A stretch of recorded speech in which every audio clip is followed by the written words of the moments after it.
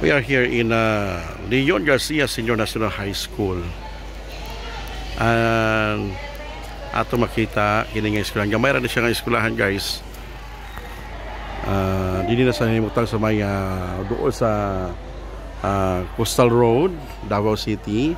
O ato makita pod na apoy mga iso nato nga mga evacuees kung asa mga biktima na sila sa sunog niadtong December last year.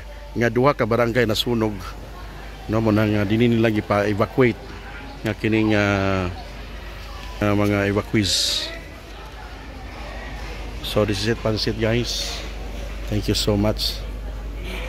Nakabigyan na tagtok. Morning, ma'am. Morning. Para sa asa mo, sir? So nagbigyan na po tayo ng talk sa kanilang mga grade 12. Mamaya ay grade 10 naman. So gamay lang ni siya nga eskwelahan. Okay, good morning and have a nice day po.